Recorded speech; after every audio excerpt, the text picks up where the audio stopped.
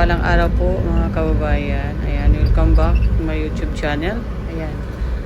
Papunta po kami ngayon sa Bukana Bridge guys. At ayan, paano po natin mga kalangga, no?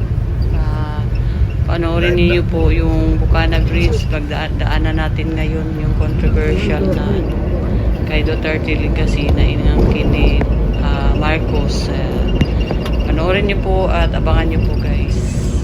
Ayun na po. Panoorin po niyo guys kung gaano kaganda talaga yung tulay na ginawa ni Duterte dito sa Davao. Napakaganda po. Po yan sa dadaan po kami sa Bukana Bridge. karugtong lang siya sa guys. Coastal Road, no? Pwede nyo daanan dito sa may SM area, and then pwede kayo dun sa may Talomo, pwede din kayo dun sa may Bukana, papuntang Coastal Road. Kaya lang po yan. Queensland ba? Karugtong lang po yung Bukana Bridge sa Coastal Road guys. Kaya panoorin niyo po at ipapakita ko po sa inyo ang Coastal Road. Napakaganda, para kang nasa ibang bansa. Kaya panoorin natin at huwag kalimutan mag-like and share po mga kababayan. What a view.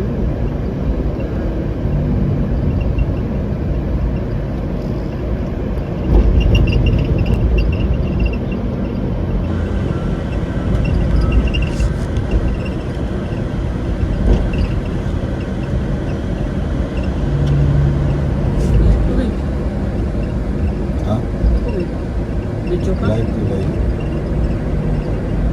Ngunit.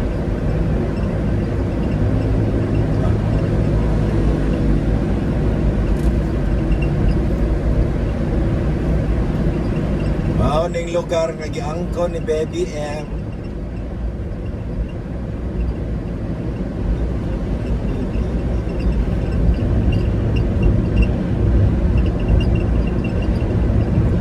We're here going to Bukana Bridge.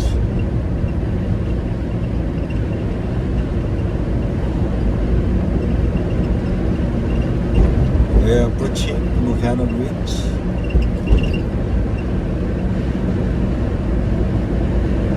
So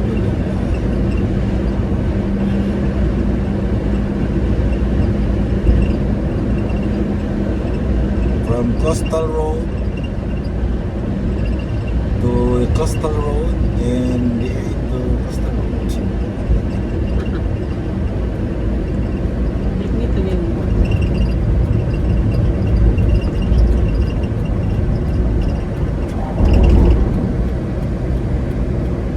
What a view. Papagian ang isa kali. Gingon ni Basti na ilaw pala ilaw. Hello, pagian ko na. Dapat di daw i-open. Pugos man dyan pa-open ni BBM. Muna na itabo. I-close sa jud kay nag-crack ang mga saminto. Diba? Di man sila mag-antos. Ang mag-antos ang taga-Davao.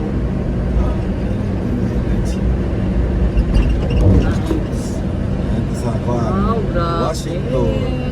Parang Washington lang, ano? Itong ganito anak ko itong last month. Grabe ka gwapo. Ano yung Bukana Bridge guys.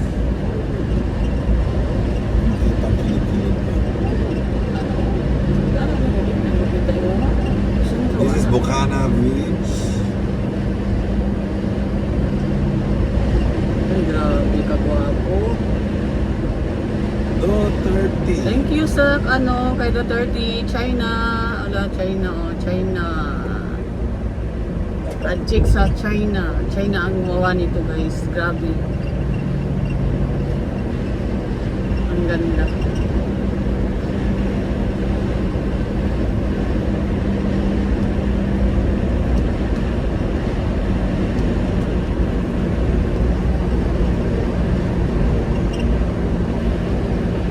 BBM, makalang dagat. Ay tag-iya ang kuna. Ay kuna, imo nanda.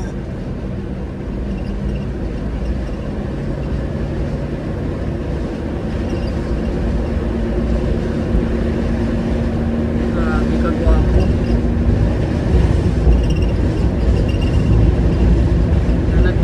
tulaya guys, wala na, nasa dahig na. Ananing kamot ani nga tulay na para mahibuhatan mig tulay diri sa Davao. Na nasa dahig, ipriso na ni BBM. Tapos giangko na niya. Ah, wow, sana all. Sana all ka na lang. Wala kasing nagawa kasi ninakaw lahat ng pera, ng budget nandun sa bulsa nila. Kaya walang nagawa. Ayan, yun na lang. Nakaw pa more. Grabe ka gwapo guys. Pagpato mo dun sa tulay, parang wala ka sa Pilipinas. Naka sa ibang bansa. Grabe, ang ganda. Dahil kay Duterte, gumanda ang Davao. Sobra. Sana hindi na mawala yung mga Duterte dito sa Davao. Sobra po ang pag-alaga nila sa Davao talaga.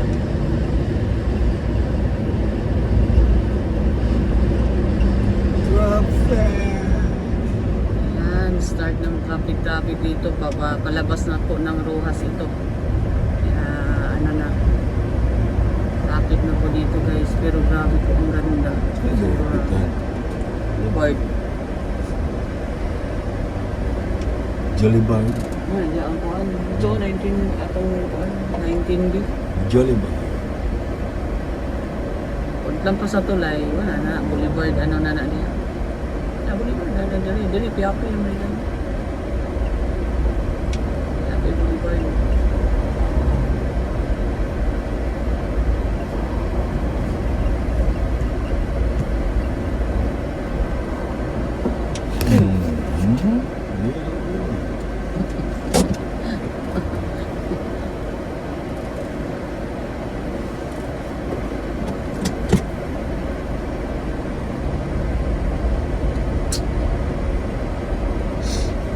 Ang ganda ng ating musika.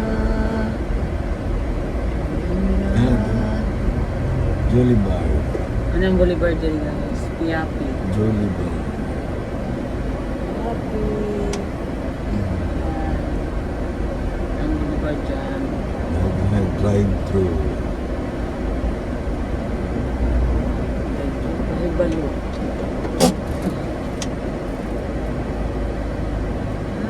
Start ang traffic dito. Start na po ang traffic. Palabas na po kami ng Rojas.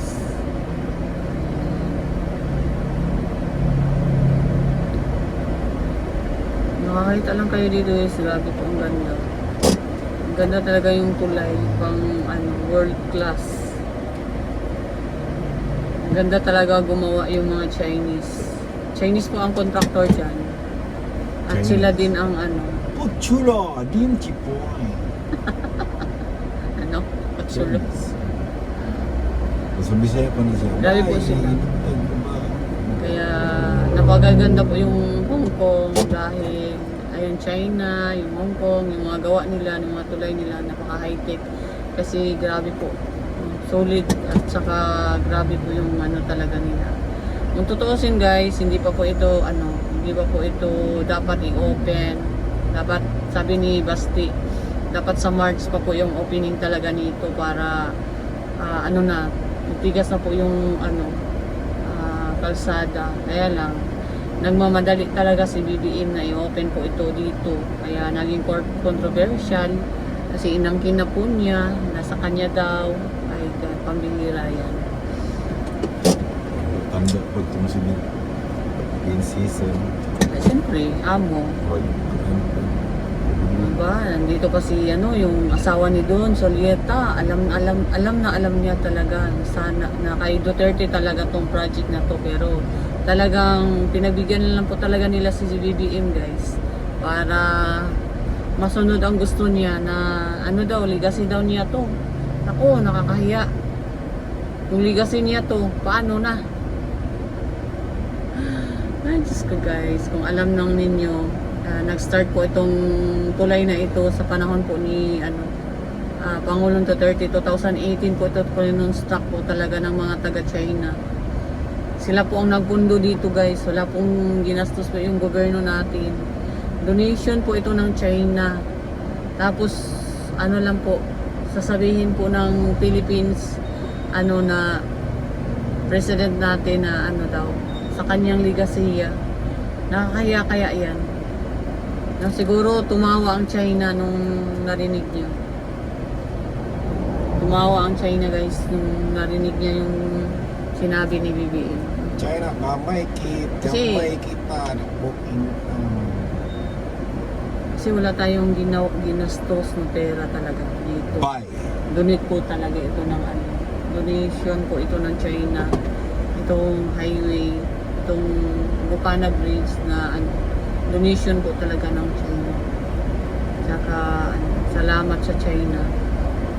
Aminin man natin o hindi, talagang ang laking tulong po dito sa Davao City yung mga Chinese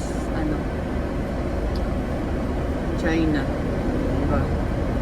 Pero galit na galit po sila sa China, grabe, diba? Ilutin mo yan, napakaganda yan. Oh, din sa gilid lang po yan guys. Then sa unahan po niyan ay dagat na po.